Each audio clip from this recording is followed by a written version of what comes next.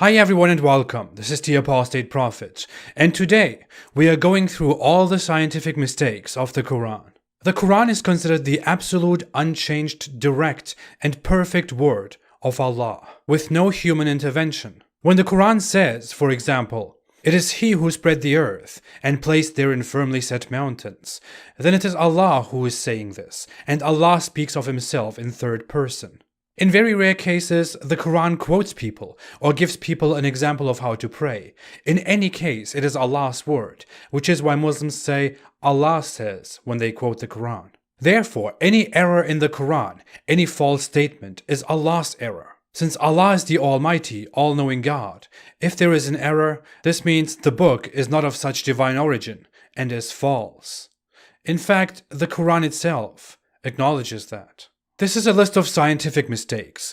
These might not be in every perspective all the mistakes. Some people might not agree with one or two of these mistakes. Others will wonder why other mistakes are left out. I try to focus only on those that are really strong mistakes. Some mistakes that are missing, because they are up to belief, interpretation, or can't be verified, are the earth's creation in 6 days, single incidents where Allah punishes people with natural disasters, or the sun and moon speaking, for example. As a final note, the purpose of this list is not to shame people who believe in the Quran or specifically in these listed things. The purpose is merely to fact-check the Quran and to question it. Oh yeah, don't forget to subscribe, because I will also publish all factual and historical mistakes and extensively explain all these mistakes in dedicated videos. Now, without further ado, let's start lightly. Number 60. Stars are an adornment.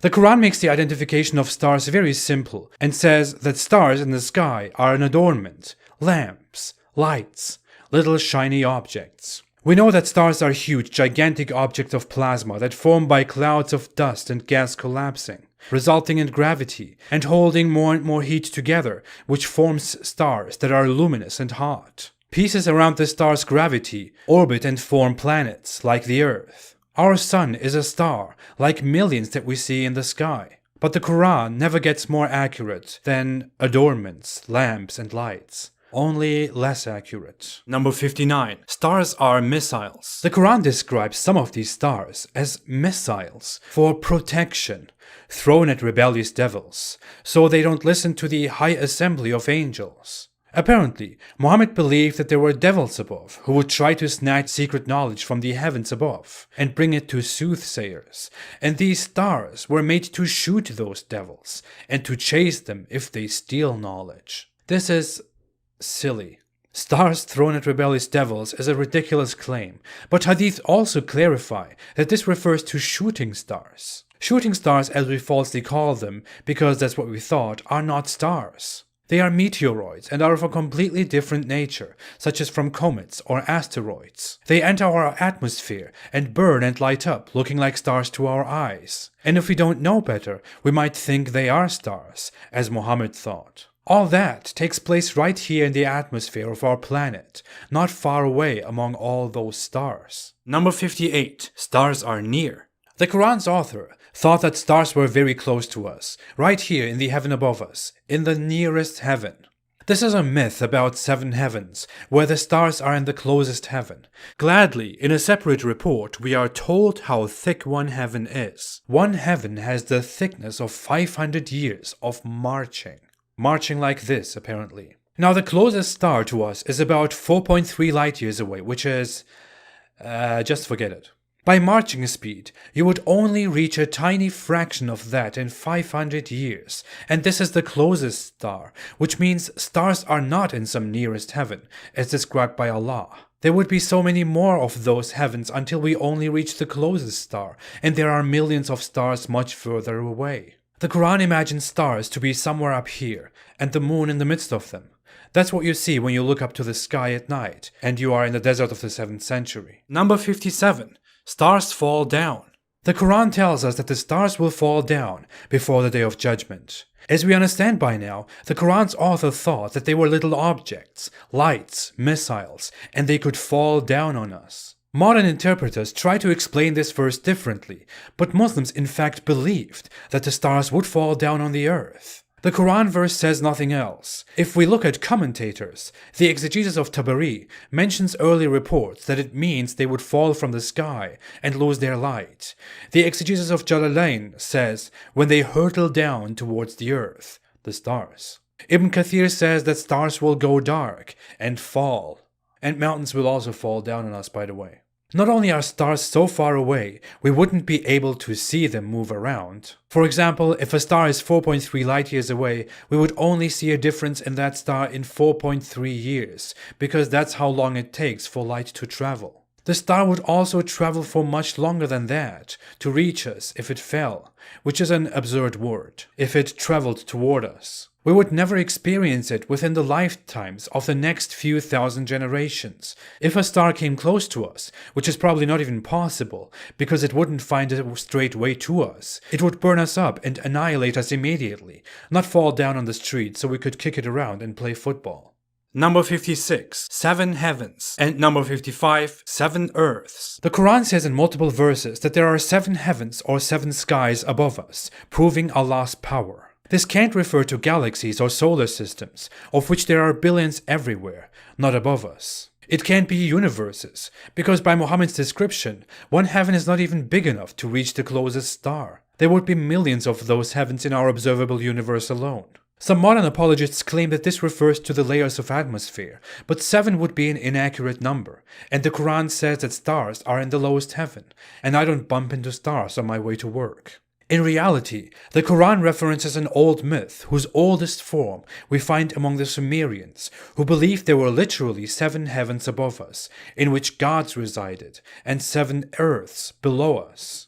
The Quran also speaks of 7 earths, but there are no earths below us. Some thought later this refers to 7 planets. But the number of planets in our system is not 7, and there are millions of planets in the universe that we can see. The Quran seems to be adopting myths from older beliefs. Number 54. Allah brings the sun from the east. The Quran makes it look like the sun was orbiting the earth and not the other way around. There is no indication in the Quran that it is the earth turning around the sun, only the opposite. According to the Quran, Abraham once told an opponent that his Lord brings the sun from the east, and no one else can bring it from the west. His opponent was overwhelmed by this challenge. In reality, no one brings the sun from anywhere. We just revolve around the sun while spinning, and therefore we see the sun appear in the east and disappear in the west. This could only be the Quran's Abraham's ignorant statement, although he is supposed to be one of Allah's favorite prophets. But it gets worse. Number 53. The sun orbits the earth. If you look at this series of verses, for example, it talks about how day and night interchange, and the sun runs towards a point, and it's not possible for the sun or the moon to reach each other, and they both float in an orbit. Doesn't this clearly sound like the Quran implies that the sun is literally up there floating in an orbit with the moon? Of course it does. Some try to rescue the Quran by saying, this is not a mistake. We have learned that the sun revolves around the galaxy, and the Quran actually means that the sun is in its own orbit. So the Quran is not entirely wrong, see? But you would only try to correct the Quran in such a poor attempt if you really wanted to keep believing that this book tells you all the truth about the world. Because what it really says is a very ignorant view of these objects, that they chase each other in an orbit, and the sun moves above us. Number 52. The moon follows the sun. In an additional verse, the Quran explicitly says that the moon follows the sun, when in reality we revolve around the sun and the moon revolves around us. Yet there is nothing here that fits the description in the Quran. When we don't know better, however, and we look at the sky in the 7th century, it might easily look like the two are following each other. That's what you would think. But it is far from reality, and reveals the Quran to be ignorant. Number 51. The sun and the moon can't overtake each other. Since the moon and the sun follow each other according to the Quran, it also says they can't overtake each other. But in reality, the sun and the moon move independently from each other, and the moon can occasionally get between the sun and us. And we call this a solar eclipse. When an eclipse happened in Muhammad's lifetime, he prayed for a long time. He was scared, and then told his people that this was a sign from Allah, that Allah does that to scare humans, and that we should pray when it happens.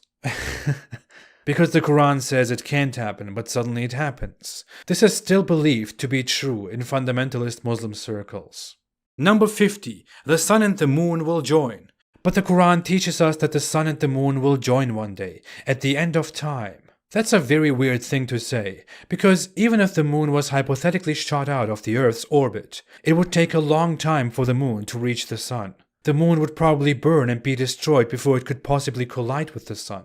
But even if it did, it would be to the sun like a fly colliding with us. It wouldn't be important to the sun at all. The moon would be destroyed immediately, and most importantly, we would probably not see it at all. The Quran imagines it to look like this, when the sun and the moon join. Number 49. The moon will darken. The Quran also tells us that the moon will darken before it joins the sun.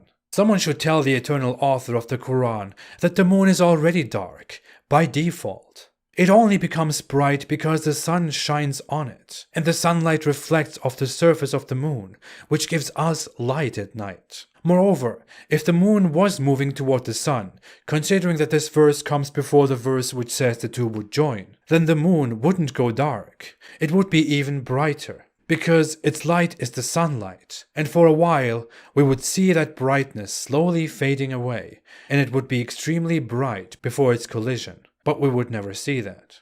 The Quran is absolutely wrong.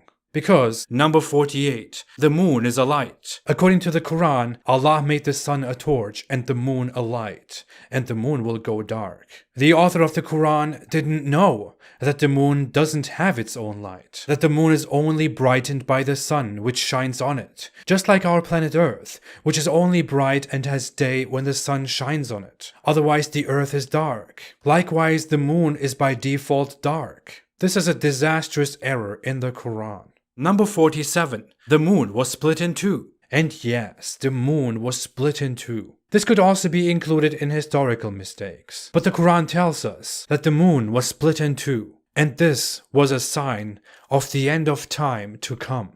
Funny, it's been 1,400 years and we haven't seen the end of the world yet. The moon was also never split in two. Such an event would have been seen almost in the entire known world, and yet no one ever, not even the Romans, Persians, Chinese or Indians, civilizations that were very good at writing things down, reported any such outstandingly amazing event. They all just ignored it. The moon was split in two, but they thought, who cares? The only source we have is Islam. Some Muslims even have claimed that NASA took photos of the moon and saw a rift which proves this miracle, but NASA respectfully debunked this by showing us more riles and saying that you shouldn't believe everything you read online. Number 46. The night rapidly chases the day. The Quran says that the night covers the day, and the day the night, which is horribly described, and we'll come to that in a second, but it further says that the night and the day chase each other rapidly. The Quran says that because that's the case in Arabia. In Iceland, you won't remotely have the same thing. It will look like the night really takes its time. In Tromsø, Norway, the night is gone for 2 months. Doesn't look rapid at all. Number 45. Night and day are entities that enter each other. The Quran weirdly says that night and day are entities that go into each other, that enter each other. The night is darkness. Darkness is default, because we can't see the sunlight, and we see space with our bare eyes, and we call this night. The sun, which is again running in this verse, simply appears to us when we face it, and gives us sunlight, which we choose to call day. There is nothing entering each other or mixing into each other here, just the sun appearing and disappearing. Number 44. The night covers the day. Let's look at this again in another verse. Chapter 13 verse 3 tells us that the night comes and covers the day, causing the day to go away. Seriously, let's read the verse. And it is he who spread the earth, and placed therein firmly set mountains and rivers, and from all of the fruits he made therein 2 mates. He causes the night to cover the day. Indeed, in that are signs for a people who give thought. There is so much to say here, but we'll come to that. The Quran verse in every translation says that the night covers the day. Imagine this as a veil, the night covering the day and causing the world to go dark. Of course, a 7th century person in the desert of Arabia would imagine it that way, but it is pretty common sense, not even common sense, it is reality, that night and day are just results of the sun's presence and absence. If we are exposed to the sun, it is bright, and we call that day. If the sun is out of sight, it becomes dark, which is the norm, because we are now without sunlight, and just face outer space directly, and we call this time night. The night is not a fascinating phenomenon, not an object, not something special, not a veil. It doesn't look like this. Number 43. Day, night, sun, and moon. You might have noticed by now that the Quran can't properly explain day, night, sun, and moon.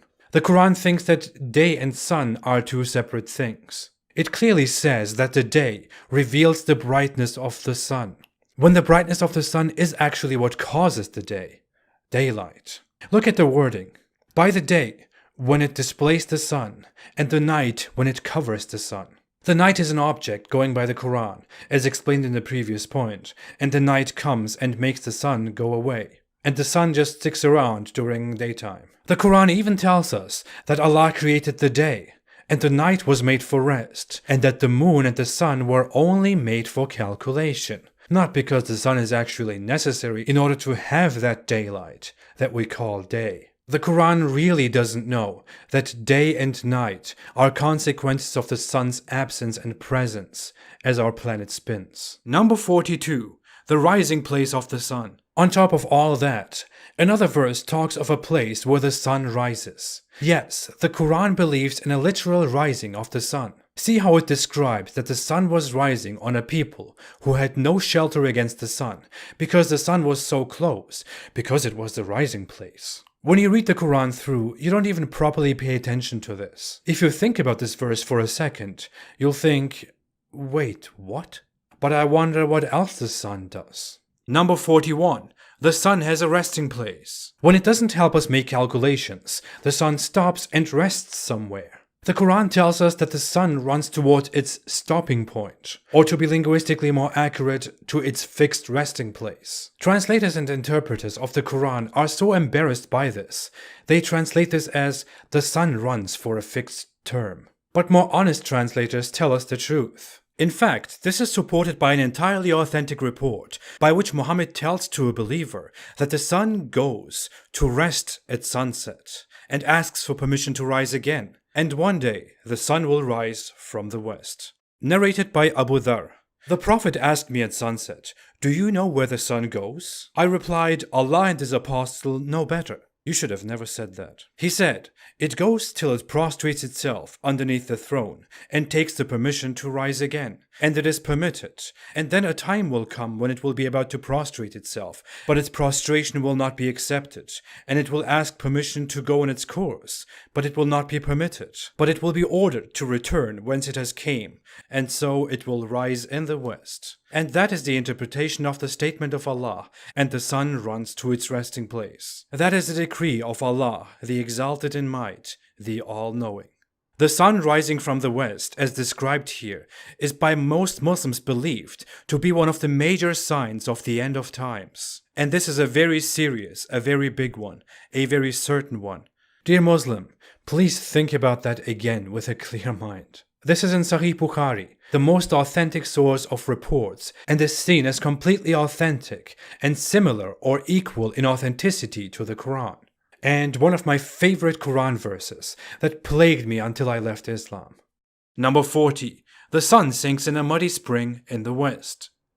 In chapter 18, verse 86, the Quran tells us that a character named Dhul Qarnayn, whose identity no one can confirm, but who seems to be a ripoff of Alexander the Great, roams the earth and reaches that setting place of the sun. There, he finds it setting in a muddy spring, and he finds near that place a people with which he deals diplomatically. Now, Muslim apologists try to explain this by saying, A. This is explained from Dhul Qarnayn's perspective, or B. He sees it as if it was setting in a muddy spring. But it's clear why they say that. The text doesn't contain any of that. In the text, it is Allah who clearly describes that Dhul Qarnayn went to the setting place and found the sun setting in a muddy spring. Why would Allah describe it in the glorious Holy Quran with Dhul-Qarnayn's ignorant assumption? Who is supposed to be his mighty guided commander, by the way, by biblical standards, a prophet. This is ignorance and superstition that Islamic scholars run away from, cover up, and desperately try to explain differently. This verse completely reveals the primitiveness of the Quran and discredits the whole religion. How you could explain this reasonably is that Muhammad and his companions didn't know about the shape of the earth and our solar system, so they thought the sun just goes up and down, and everyone in the world, no matter where you are, sees it that way at the same time. And no matter how far west you go, you just can't seem to reach the sun. But this character called Dhul-Qarnayn of course reached it, and found it setting in a muddy spring. Because that's what it looks like when you look out to the ocean at sunset, and you're an ignorant man in the 7th century. Number 39. The sun indicates shadows. What would you think if someone came and said, "Isn't it amazing that shadows are not static? They move. And the sun seems to be an indicator for them." Wow. In all honesty, what would you think of that person? What if it was the Almighty Allah? Have you not considered your Lord, how he stretches out the shadow, and if he willed, he could have made it still? Then we appointed the sun as a guide to it. Then we withdraw it to ourselves gradually. Shadows are just the result of the lack of light. A shadow is darkness, the absence of light. If sunlight doesn't reach a spot, you see what we call a shadow there. What is the Quran talking about? As you might notice, the Quran again fails to establish the correlation between daylight and the sun, and just makes the sun a device that oversees things, beside its function of being a calculator, of course. Well, the Quran even says that shadows, non-objects, prostrate to Allah. The absence of light prostrates to Allah. Number 38. No North Pole and no South Pole. We can see further how the author of the Quran doesn't understand the sun and the solar system. The Quran gives people explicit time instructions based on the movements of the sun, on when to pray or when to fast. For example, establish prayer at the decline of the sun until the darkness of the night and at dawn. Or start fasting when the white thread of dawn becomes distinct from the black of the night, and fast until sunset. Not only do these prayers and fastings greatly vary based on where you are, according to these Quran verses, in many parts of the world you also can't follow these instructions, because these described events take a much longer time, or don't occur at all for a while, which is why modern scholars came up with solutions outside of the Quran on how to fast and pray when the sun is gone for a while. Number 37. The sky has no rifts. Another sign that Allah is almighty and perfect is that the sky has no crack, no rifts. First off, what kind of evidence is that? If the sky had a crack, would that mean Allah is not perfect? We have landslides, earthquakes, hurricanes, volcanoes, sinkholes, tsunamis, meteors. Oh, excuse me, meteors are actually stars thrown at devils. The actual problem here is that the sky is not an object and can't have cracks. The sky is merely a series of layers of atmosphere, gas. We only see it like a dome. There can't be a crack in what we call the sky. A child in the 7th century would probably look up and primitively think that the sky was the ceiling, free of breaks miraculously. Number 36. The sky is a ceiling. The Quran literally tells us twice that the sky is a ceiling. Some say, well, it is. I mean, meteoroids don't get through. But that's not true. Meteoroids simply catch fire when they enter our mesosphere, because there are many gases that light the meteor up through interaction. Many meteoroids do enter the atmosphere, become meteors, then land and become meteorites. The sky is not a ceiling or anything alike, not a protected canopy. Number 35. Sky with pillars. Since the Quran thinks that the sky is this object above us, this ceiling, it also gives us another sign, which is that the sky just stands there by itself, without pillars, or without pillars that you can see. So maybe it has no pillars, maybe it does, and we can't see them. The point is, it doesn't need pillars. Here again, the Quran clearly implies that the sky is this object that should be standing on something. The sky is the region of the atmosphere and outer space seen from the earth.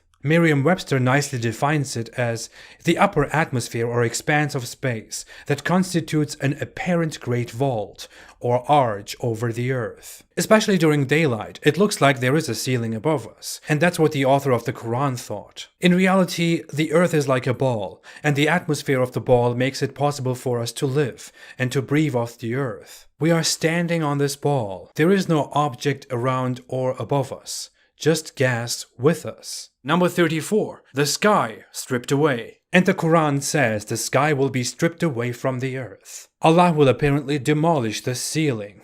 Okay. Well, good luck with that. Number 33. The sky falls apart. The Quran tells us that if pieces of the sky fell down, the disbelievers would think these were just clouds and wouldn't be scared because they are disbelievers. The Quran thereby fortifies its ignorance and its assumption that the sky is this object of which pieces could fall apart and down on us. The Quran even repeats this narrative in form of a threat to the unbelievers. Number 32. The sky folded up. Almighty Allah, author of the Quran, even tells us that He will fold up the sky with His right hand before the Day of Judgment and create everything from new. The Quran assumes again that the sky was an object that could be rolled up in Allah's right hand. Number 31. The heaven and earth were joined. Some claim that in the Quran there is a miracle of accurately describing the Big Bang. This supposed miracle is found in chapter 21 verse 30. It reads, "Have the unbelievers not considered that the heavens and the earth were a joint entity, and we separated them and made from water every living thing?" First off, proponents of this miracle don't understand the Big Bang, because the Big Bang is not an explosion of a mass, and this mass separating into planets. It is merely space rapidly expanding into itself, and matter developing and forming galaxies, solar systems, and objects like our Earth. I would suggest Kurzgesagt's video on this for an easy understanding of the Big Bang. Aside from that, this Quran verse is plain wrong, and there is not even anything to argue with or to debunk here. It is just talking nonsense. The heavens are not a thing anywhere, except outer space, which is nothingness. And the earth came into existence as an object, and wasn't previously sewn together with the heaven. Number 30. Earth before heavens. Usually, when talking about very ambiguous Quran verses, many believers try to desperately defend the Quran and say something like, "This is only metaphorical. You're not understanding it." But what exactly does this following verse explain? "It is He who created for you all of that which is on the earth. Then He directed Himself to the heaven, and made them 7 heavens, and He is knowing of all things." The Quran tells us that Allah created the earth first, before He created the heavens, in which, according to other verses, the moon, the sun, and the stars are to be found. And that can't be our atmosphere. This appears in 2 occasions in the Quran. He created the earth, and then He turned Himself toward the heavens. In reality, the earth came into existence after outer space, and after the sun, after the galaxy, after many other stars, and after the universe that all these depend on. The Quran is clearly wrong. Number 29. Heaven was smoke. While we're here, let's also pick this sweet narrative that the heaven was smoke after the earth was already prepared, and that it came into existence by itself after Allah said to the heaven, "Come into being willingly or by compulsion," after which the heaven and the earth said, "We have come willingly." If we just skip this ridiculous conversation part, the smoke thing here is completely pointless. No such thing ever happened. The heaven is again not a thing, and there can't have been a smoke either. The heaven, which would include outer space according to this Quran, can't be smoke when the earth is already in existence. Number 28. Mountains placed into the earth. The Quran tells us that mountains were at some point placed into the earth by Allah as pegs. He did us a great favor by just putting those huge things into our earth, so that our earth is stable, right? In reality, mountains are not specific separate objects like pegs that were placed into the ground. They are part of the ground we walk on. They are the ground.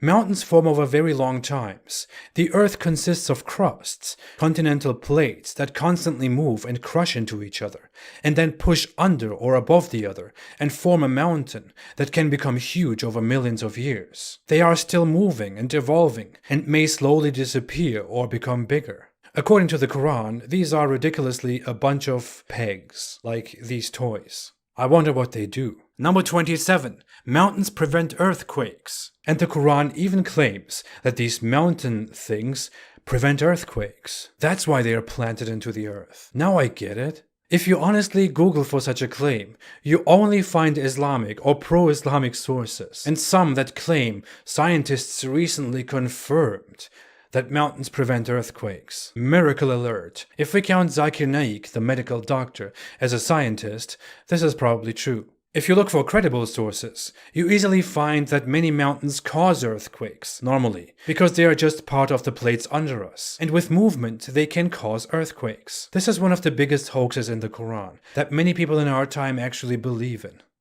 Number 26. Mountains will be removed. In the light of everything we just talked about, it is an extremely absurd picture that Allah would, I quote, scatter them, the mountains, as ashes, and leave the earth plain, without a crookedness or any curving, or move the mountains so the earth appears plainly. This is how the Quran imagines the earth. The author of the Quran would get a very poor grade in geography at any school today, I'm sorry. Number 25. You can't pass the skies. The author of the Quran would be in shock if he saw space travel today. The Quran implies that you can't do that. You can't travel through the regions of the earth and the heavens. O tribe of jinn and men, if you are able to pass through the confines of heaven and earth, pass through them. You shall not pass except by authority. We have done that today. We have traveled to space, through space, sent drones, installed satellites, landed on the moon. People send GoPros. Some say the verse says you can only do it by Allah's authority, and Allah has given us the authority now, but that is a very poor defense. As we know by now, the Quran's creator thought the sky was an object, a barrier, that can't be passed. Number 24. Altitude and chests. In another such attempt, the Quran makes an analogy and says that Allah makes the unbeliever's chest narrow and tight, as if he were climbing up the sky.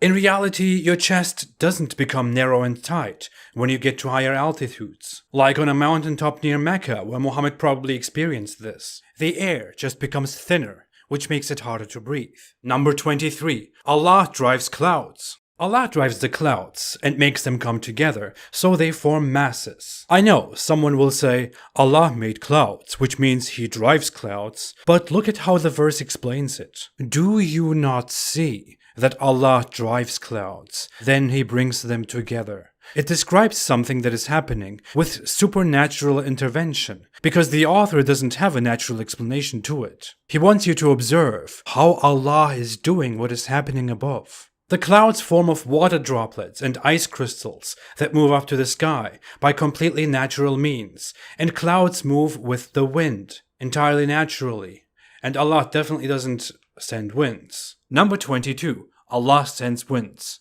Well, that was unexpected. According to the Quran, Allah sends winds. Notice it doesn't say Allah made winds or makes winds. It says Allah sends winds. If we were in the 7th century in a desert and couldn't explain a sudden wind, we would probably say, oh, Allah sent that one. That was a big one. In reality, all winds are naturally explained and are in a constant cycle. They are merely results of varying temperatures changing the pressure of the atmosphere. Air travels from higher pressure to lower pressure, and we call that travel of the air wind. We can cause winds. Objects can cause winds. They are not sent from somewhere. Number 21. Winds for good tiding. If you live in the desert of the 7th century, you might appreciate every rainfall, because it barely rains and you have drought. The Quran says that Allah sends winds as a good tiding before his blessing, which is rain. But wind doesn't necessarily come as a good tiding. People in rainy areas who experience heavy, destructive rainfall would call this anything but a good tiding or a blessing. Imagine you have severe floods and your business and your home is ruined. But Allah says this is a blessing and a good thing because desert dwellers like it. Also, wind doesn't always come before rain. It might come simultaneously or afterward. Number 20. Allah sends rain from the sky. Allah sends rain down from the sky, from the ceiling. As before, Allah made rains or makes rains could probably be acceptable, even if that is completely absurd as well. But the Quran claims that Allah sends rains just like winds, and tries to explain natural occurrences in supernatural ways. In the time of the creation of the Quran, people were aware that rainwater came from the clouds above. What they weren't aware of is that the water that comes down as rain is water that we have on the ground, that evaporates through heat and gathers in clouds just to come back again. Muhammad apparently thought Allah makes those clouds, of course, and sends water with them. The water comes from above. In fact, we have a series of authentic hadith. In one report, Aisha explains that whenever Muhammad saw a dark cloud and a wind, he would get sad and concerned. Muhammad then explained that he was afraid there would be punishment within the cloud or the wind. In another report, he clearly says that if we see a cloud formation in the sky, people should pray and say, "I seek refuge in Allah from its evil," and we should ask Allah to send beneficial downpour through that cloud. Muhammad is clearly not aware how things work. Also, if this is Allah's blessing, then he really cares more about infidel nations than about the center of his religion. Number 19. Rainwater is pure. The Quran also says that rainwater was pure. Allah's blessing, rainwater, was thought to be pure at the time of Muhammad, but when it forms in the air, it interacts with carbon dioxide in the air and is contaminated with carbonic acid. In regions where there is more pollution, natural or man-made, it is much more contaminated. But even in the cleanest places, rainwater is not free from contamination and should normally be purified before you can safely drink it. It is not pure water. This is a false assertion based on the knowledge in the Quran's time and place. Number 18. Mountains of hail. Allah sends down mountains of hail, and He smites therewith those He aims to smite. Hail is not only a completely natural occurrence again, most hail also doesn't harm anyone, and we can be entirely safe from it in most places. It is not some divine ammunition. Of course, if you live in Arabia and you receive hail that looks like this, you might indeed believe that there is someone above who is trying to smite your ass. Number 17. Allah sends thunderbolts to smite people. Allah sends thunderbolts to smite people. I haven't heard that before, not in so many mythological beliefs long before Islam. Lightning forms within clouds, by the interaction of hail and rain, transferring electrons onto each other, and those electrons interacting with the electrons on the ground below. In this random occurrence, most people are safe, and nowadays we can even protect ourselves with lightning rods, which means a win for us. And there should be a loser here. Moreover, this is just a silly belief that we can see in many beliefs like Greek mythology with Zeus, or also in Norse mythology, Slavic mythology, and so much more. I'm also sure Allah uses the thunderstorm on Jupiter to smite people, or just to have fun. I would do that if I was Allah. Number 16. Allah holds birds up. How do birds fly? Do they just flap their wings and split the air in which they swim and carry their lightweight bodies through the air? Or is it magic? Correct. Allah holds them up. This entirely natural process that we can meanwhile imitate or even improve is explained by 7th century desert dwellers who created the Quran, with Allah holding the birds up. Of course, you could say, well, Allah created winds, so it is technically Allah who holds up birds.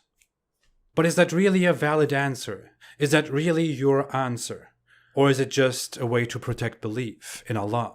Number 15. Allah steers ships. What else could be driven by Allah? Ships. This could be taken as figurative, but seriously, what kind of figurative speech is that? I kind of get birds, but ships? We are probably talking about sailing ships here, and the Quran probably means that Allah sends the winds that steer the ships. And I'm really helping Allah too much here. And that means that Allah transports us from point A to point B, and when we use the sails to influence the wind and sail against the wind, then we go against Allah's wind and Allah reverse drives our ships. We make ships. We steer them. Allah is nowhere in this process. And He doesn't send winds either, as established. This is very absurd. Number 14. Barriers between seas. This is a complicated topic, and some people of our time try to make miracles out of this, which is no surprise because the 21st century is full of such Quran miracle hoaxes. But I'll keep this short and simple, and definitely explain this more extensively in a dedicated video. The Quran speaks in 3 verses of a separation between 2 waters. In one verse, it mentions that Allah put a barrier between sweet and salty water. And in two other verses, it says that there is a barrier between the two seas. If you search for this topic on Google, almost all search results will be again about Islam and Muslims, because no one else cares. Because Muslims try to explain the assertions in these verses, because such a thing doesn't really exist. There is no place on earth where two seas don't really mix into each other. And there is no place where two waters, salty or sweet, don't mix. They only mix below the surface and can't be seen from above due to their different qualities that they transfer into each other when they mix. The Atlantic Ocean and the Mediterranean, for example, have different qualities based on their depth, the area, and many other factors, which is why the qualities of the water in the Mediterranean are preserved, just as the qualities of the Atlantic Ocean. The water mixes at this point, but it merely changes the water that is transferred into the other sea. The qualities are preserved on both sides, based on entirely natural circumstances. The only thing the Quran could mean, and be kind of accurate about, is that the two seas, the Mediterranean and the Red Sea, are separated by land. Popular topic, which looks like a divine barrier. But can you really call this a barrier between two seas? Number 13. All life is in communities. Quran chapter 6 verse 38 says that all living beings are in communities like humans. This has two interpretations. One is that they all live in communities, which is outright wrong, since many animals are completely solitary and hang out by themselves for life and fight and protect territory, like most bears, especially wolverines. Some are born alone, grow up alone, live alone, and die alone, like sea turtles. The second interpretation is that this means all animals have a specific kind, a set species. But this is not true either. Many animals form by evolving and becoming something different, which is completely proven. As they change and reproduce, they become groups and mix into each other, or out of each other. There is absolutely no plan in this. We can even have influence on this and create them, like domesticated dogs out of wolves, of which we make breeds that can be very unique too, like our sweet Labradoodle. Number 12. Everything in pairs. According to the Quran, everything comes in pairs, in mates. This is far from the truth. In reality, we have many animals that don't mate, that don't have two sexes. We have those that reproduce by themselves. We have animals with two sexes, more than two sexes, one sex, etc. The New Mexico whiptail is only female, for example, and reproduces without mating, which completely debunks the Quran's claim. Other animals don't have two sexes, or are hermaphrodites. They have all the organs. A 7th century man couldn't have known this, but we know, and we can immediately discard this assertion of the Quran as baseless and very clearly wrong. Number 11 and number 10, plants in pairs and fruits in pairs. In fact, we can go ahead and count two more mistakes and dismiss both of them with the same explanation. Neither plants nor fruits have necessarily all two mates, or a limit of two mates, and many reproduce by themselves, like dandelions, that spread asexually by seed. Fungi reproduce asexually. The statement about fruit is completely ridiculous. There is no such thing as fruit coming in pairs. There is no accurate interpretation to this. There is no A apple and B apple. There is no male apple and female apple, or male pear and female pear, or male banana and female banana. Nor is there a counterpart to apples, or a counterpart to bananas. The verse about fruit is completely wrong, ignorant, just weird. What the perfect book that was supposedly sent by the all-knowing Allah didn't know can be learned in biology classes at school. Number 9. Milk from livestock is pure and agreeable.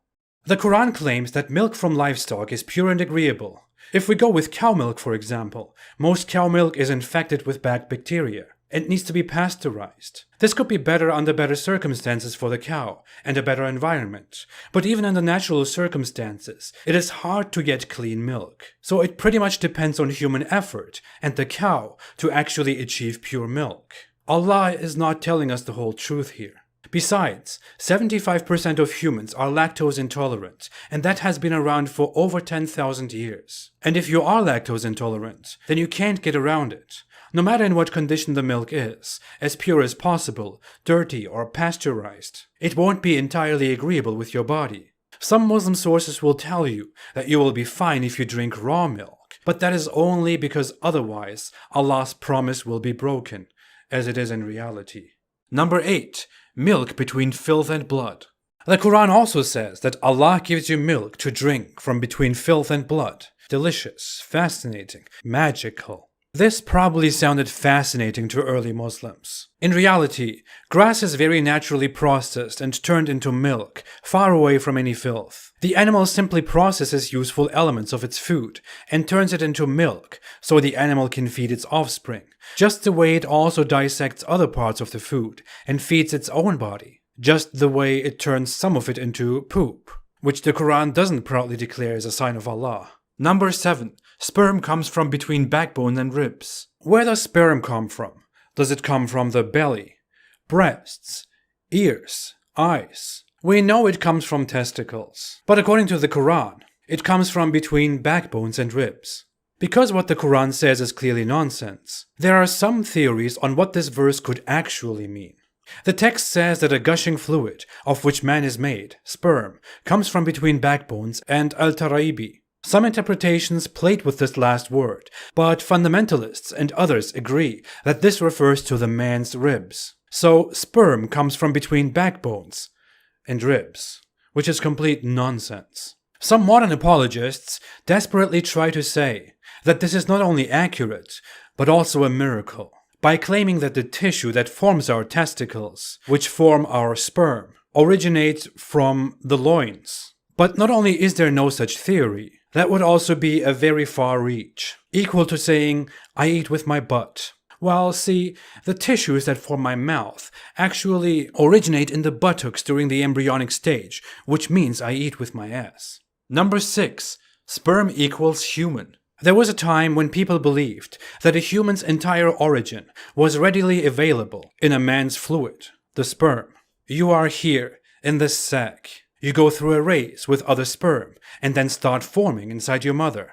Actually, many people still believe that. And the Quran tells us the same story. But this is wrong. If that was true, we could probably raise a sperm without a mother. In reality, a sperm is not really a human. A sperm out of millions goes into a mother's uterus and encounters the ovum from the mother.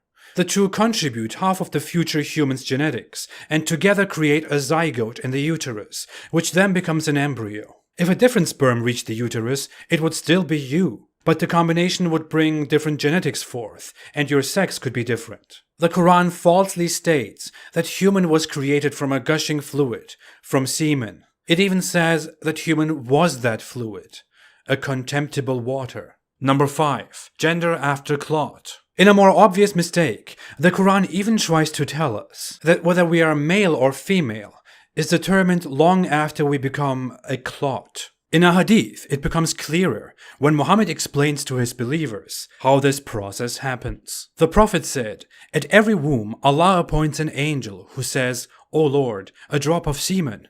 O Lord, a clot. O Lord, a little lump of flesh.' Then, if Allah wishes to complete its creation, the angel asks, 'Will it be a male or a female? A wretched or a blessed? And how much will his provision be? And what will his age be?' So all that is written while the child is still in the mother's womb." I know the rest of this is very ridiculous as well and makes no sense, but that is a different topic for a different day. As you can see, Muhammad clearly says that the angel asks Allah and then gives the lump of flesh a sex while it is in the womb. Scientifically considered, all this is complete garbage. In reality, the sex of a person is already determined at conception because it merely depends on the chromosomes that the sperm and the egg of the mother contribute. The mother has 2 X chromosomes. The father has an X and a Y chromosome. If the father gives a Y, it becomes XY, a male. If the father gives an X chromosome, it becomes XX, a female. This happens the moment the egg is fertilized. This is very common and clear information. We only see the sexual features a few weeks after, and the author of the Quran thought that it magically happens through Allah and an angel. Number 4. Sperm becomes blood. According to the Quran, the sperm, we, become a clot of congealed blood. This never happens. The egg inside the mother that is fertilized with sperm forms a zygote, a cell that grows within the uterus and becomes an embryo. This is not a clot of blood. What some people think is that since Muhammad lived in a time where miscarriages were very frequent, and because during a miscarriage the embryo is discharged with a lot of blood, people like Muhammad erroneously thought it was a clot of blood. Apologists try to explain the Quran's false assertion and do what you shouldn't do with scripture. Try and rescue it and make it right. Number 3. Flesh after bones. In another failure on biology and embryology, the Quran explains that Allah creates of sperm a clot, then a lump, then of that lump bones, then those bones are covered with flesh. This is plain wrong. Flesh or muscles don't form after bones. Flesh and the tissue for bones form simultaneously, and the bones are only finished after the flesh. The belief that flesh formed and wrapped itself around bones was widely held in Muhammad's time, because that's what you think, considering that bones hold us together, and flesh is around them. Some apologists try to correct this by saying it says, and we covered it with flesh, not then we covered it. But that would not only make no big difference. If you read the verse, it also clearly tells the whole process in sequences, where flesh then comes wrongly after bones. Number 2.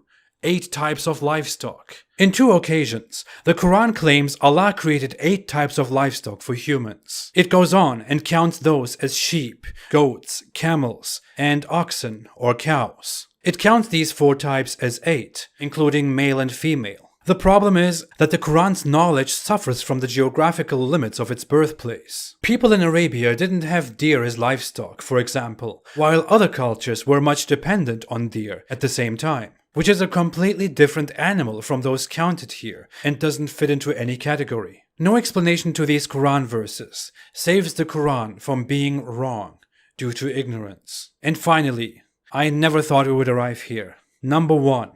The earth is flat. This is going to be long, but this is the most beautiful part of this entire collection. The flat earth. Let's read some Quran verses. Let's see how these sound.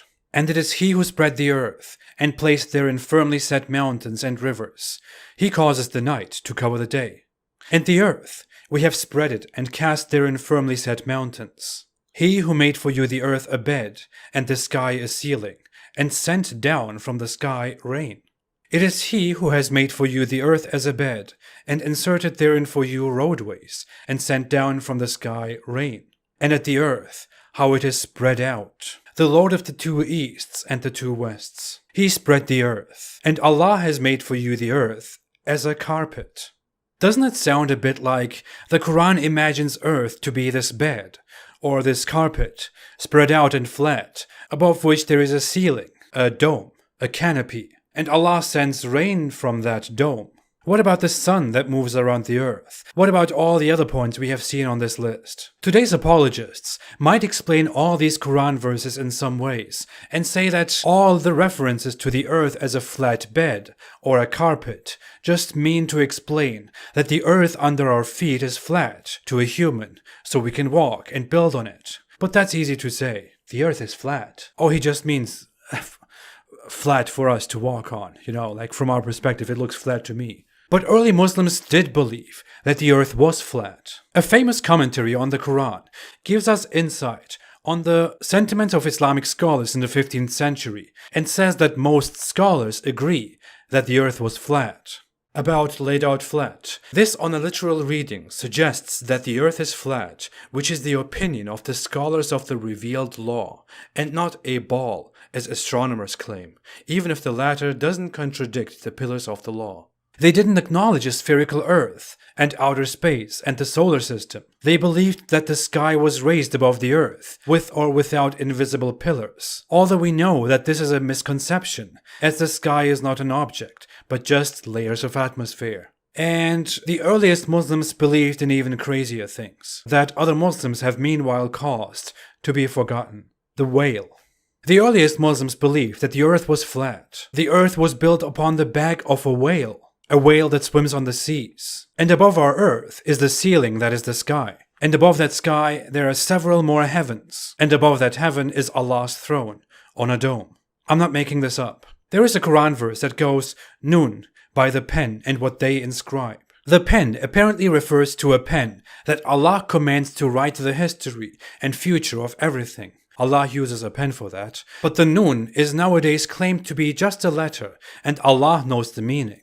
That's not what early Muslims thought. If we check the most famous and reliable commentaries, the first being Ibn Kathir, he directly quotes one of Muhammad's trusted companions, Ibn Abbas, who was very close to Muhammad, whom Muhammad directly educated on religious matters and the interpretation of the Quran, and about whom Muhammad apparently prayed to Allah and asked Allah to give him knowledge on religious matters and on the interpretation of the Quran. In an authentic narration, Ibn Abbas is quoted as saying, "The first thing Allah created was the pen. He ordered it to write. It said, 'What shall I write?' He said, 'Write the fate.' So it wrote what will happen from that day until the day of judgment. Then he created the Nun, the whale. Then he raised the water and created the heaven with it and laid the earth on the back of the Nun. The Nun moved, and so did the earth, so it was fixed down with mountains." The Nun is the great whale that holds the 7 earths, as the Tafsir again casually points out. If we look at one of the earliest commentaries of the Quran, which Ibn Kathir quotes, the Tafsir of Tabari, we see that he says that the earth was made on the back of a whale and gives us the same narrations and more narrations that the earth was made on the back of the Nun. According to the same narrations, Allah also raised the water of the whale and then created the heavens with it. This corresponds with a Quran verse. Before all of that, Allah's throne was over the waters. This entire narrative about the flat earth and the whale is repeated in multiple Islamic sources, such as the tafsirs, the exegesis, the commentaries of Tabari, Qurtubi, Ibn Kathir, Jalalain, and many other scholars. Later, this story became more and more unknown and forgotten because it was awkward. It is extremely embarrassing and reveals once again the primitive and ignorant nature of the Quran. And only many centuries after Muhammad's time did scholars say that the earth might be round, later that it is likely round, then that it is almost certainly round, then that it is clearly round, and each time they claimed the Quran accurately described it, as they do today. It doesn't.